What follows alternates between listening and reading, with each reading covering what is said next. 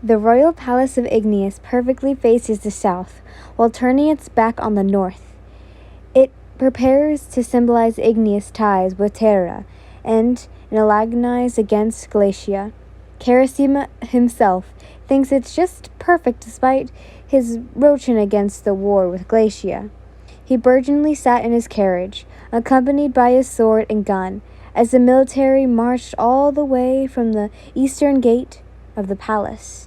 The plan was to travel by the woods in the north of the palace in order to avoid the rebels protesting at the southern gate. Kirishima's place is within the higher ranks of the militia. He rides a small destination away from the high-ranking officers. Surprisingly, General Aizawa is yet to march with them. Soon the head of the line will be passing the western gate, while the last of their men at the far end will have to exit with the eastern gate. At least that's what Kirishima thinks. All of a sudden, the marching stopped, and so did his carriage. Puzzled, Kirishima perked out his window, and was left that saw they stopped near the perimeters of the western gate. He slowly opened the door and went down from his carriage. Colonel Tokiyami was on sight, and the redhead approached him to make sense of the situation. "What has happened?" Kirishima asked. Tokiyami, mounted on his horse, looked down at Kirishima. "We are to stop here. Did something happen? Are there any enemies up front?" "No, I'm just carrying out my duty." Kirishima is more confused than ever. He remembered that Bakugou's orders was throughout an absolute.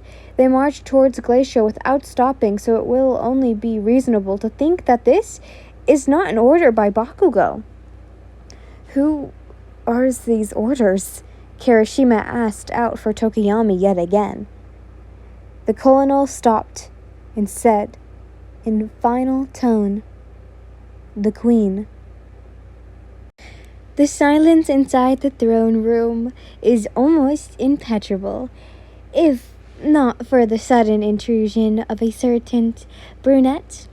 When the double door slammed open and Uraka came in panting, she saw that no one reacted to the rattle she had just made. Only Yin was able to look at her, and she was expecting Uraka to say something. But it seems that the sight before Uraka has stunned her. Soldiers surrounded Bakugou, with General Aizawa standing before the blonde. Midoriya stood by Yin's side in her place between the thrones. Bakugou's eyes were almost bulging out of his head from the revelation of what's happening to him. The scenario before her could only indicate that Yin is succeeding. No, she already did. Uraka was able to snap out of her stupor and went up to Yin. "Is this a success, Your Majesty?" Uraka delivered. Yin nodded and turned to General Aizawa, who expects to be addressed. "I did it, General Aizawa. The northern people have offered me their alliance." That means they're already there?" added Midoriya, to which Uraka confirmed with a firm nod. "I'm sorry for involving the northern people in us," Yin continued with the general. "I bear the southern people no ill will, Your Majesty." "Yes, but the other officers will do what it takes to have you succeed." The general rused the queen. "If it means they have to forget their bad blood without the south and rely on Hitoshi Shinsho for a reason, I am glad." Uraka breathed a sigh of relief as she watched the exchange between Yin and Aizawa. Yin had been doubtful if asking the Northern Kings Association would be ideal, considering that some nobles and military officers won't be on good terms with the southern people.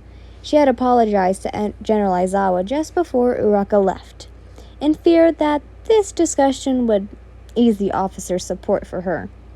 However, Yin must do what it takes for her coup d'état to prevail. Thankfully, the officers share her will. What the fuck? What the fuck are you doing, Yin?" A surge of anguished cry swept the room, and everyone turned their attention towards Bakugou yet again. His face is indescribable, as different unpleased emotions crossed his face.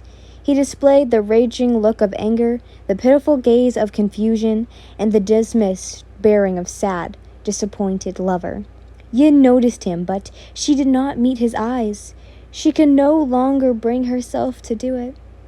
As I've said, this is my coup de lit, she said icily. I fucking know what a coup de lit means, he exclaimed. You've had me surrounded.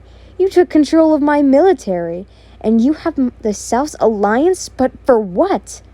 For what fucking reason are you doing this? In the midst of his outburst, Bakugou had unknowingly taken a step forward towards Yin.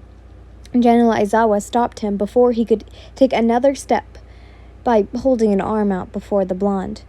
Bakugou collided with the general's arm and pierced his red eyes to glance at the soldier. Take your hands off me, he threatened. Why are you asking me that? Yin's voice shivered in disbelief. Bakugou was stunned. He should be the one confused here. Should he? Why is Yin reflecting a question towards him? He could not comprehend it. Perhaps his anger right now clouded his judgment, hence he couldn't think of a reason why? That also happens, but right now is not ideal for most moment for him to let out anger take his mind. Do you really intend to ask me that? Yin asked again. When these are all your doing. My undoing? Are you saying everything here is my fault, when it was you who said this is your coup? It is indeed my coup. Then why are you, my coup de lit, driven from all of your mistakes? She interrupted him. Yin can now finally meet his eyes, only because anger took over her and gave her the courage to do it. You taxed your people. You send your material to pointless wars. And you, in doing so, you let your country starve. Now, bandits are raiding our kingdom. The kingdom you swore to protect are asking you to do your duty, but your answer is to abandon your people? Let them starve again in order to wage another pointless war just because of a grudge you cannot let go. I am doing what a king must do. A king! Kings do not abandon their people. They must also know what to abandon and what to save in order to flourish. Bakugou stepped forward, but he could only do so in one small step. And my grudge. I have every right to have it when they have taken everything from me. They have taken everything from me, too. But I am not like you. She spat in a low voice. You wanted to flourish, but you lost the moment you've abandoned what makes your kingdom. Losing your people is not a true victory, Katsuki. I win, because I will not abandon them. Those bastards took our child, Yin. The loss of our child. Does it not mean nothing to you? A stillness of movement, a noise followed. No one dared to speak as Bakugou presented what must be untouchable matter towards his wife. Yin's head lowered until no one can see what was reflected in her eyes anymore, but everyone could imagine what she must have looked like in the shadows she hid in. It is almost important, her voice as she spoke. Do not bring our child into this. This is not the way to honor their memory, and I will not let you bewitch it. Bakugou waved for a moment. It was but a small second, but the others could see that in some quarrel of realization. However, it was met as soon as it came. He looked like he wanted to fight. His body is itching for him to go forward and fight his way through this situation. But he also knew that if he did, he would have to hurt Yin, and nobody knows this. Only him. It was only him who knew that he no longer wanted to hurt her. Yet, it's so hard to find it out was her who she is hurting him at this time. Bakugou is confused. He felt betrayed. But his wife is saying makes sense. Maybe he did deserve this.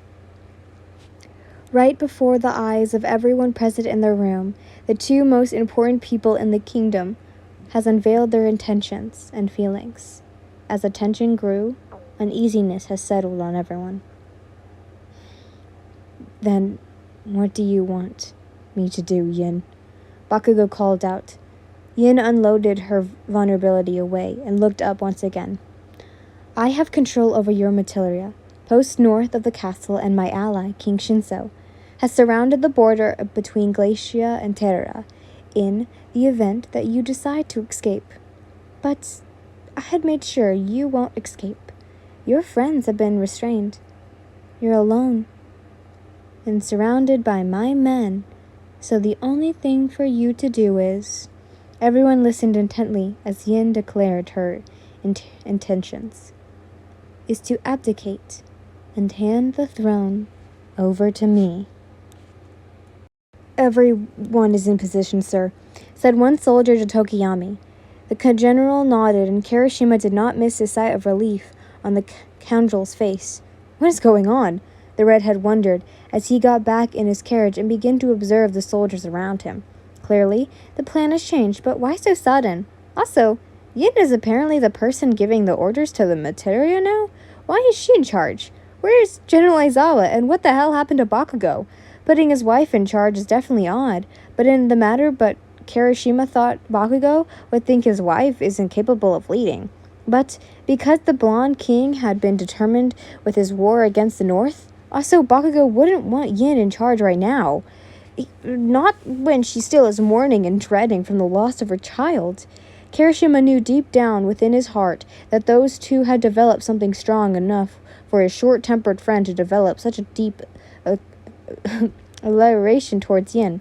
And with that said, he wouldn't want more burden upon her shoulders. So why would he give her all the charge of the war?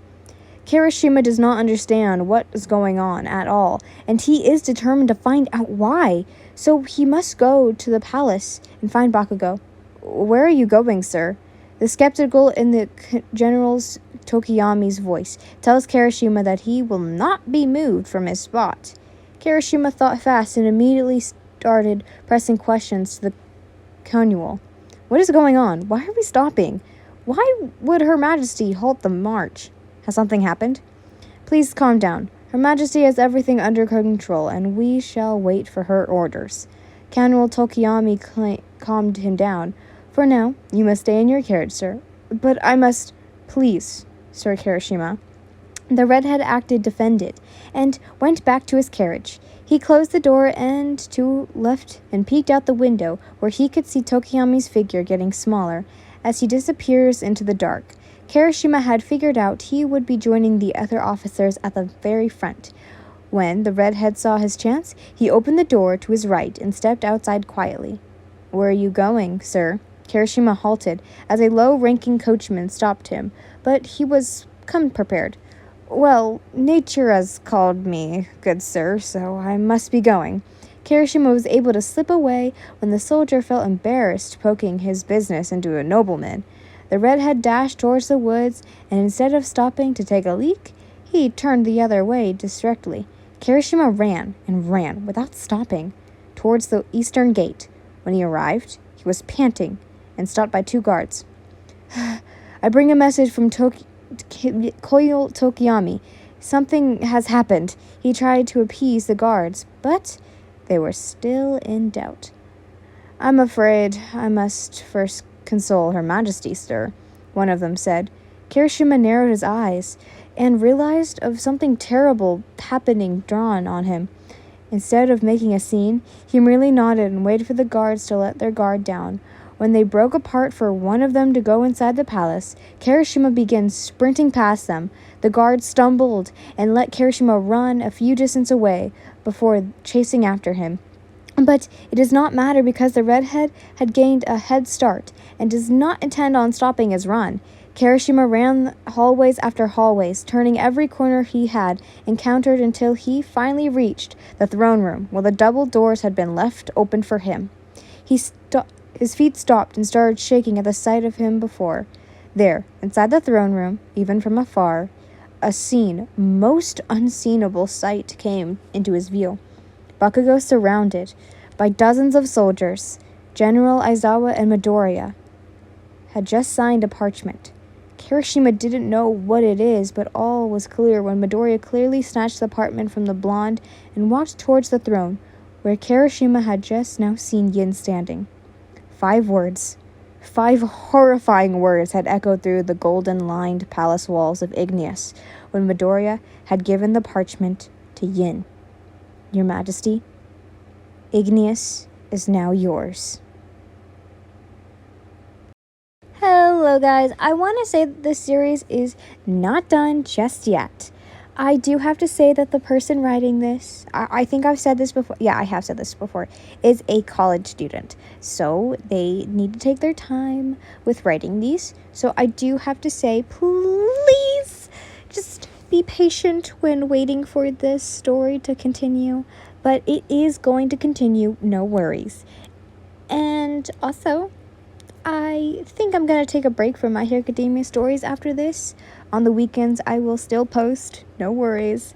But I just wanted to let you know that this story is not done. But anyways, I love you all so much. Bye! Mwah!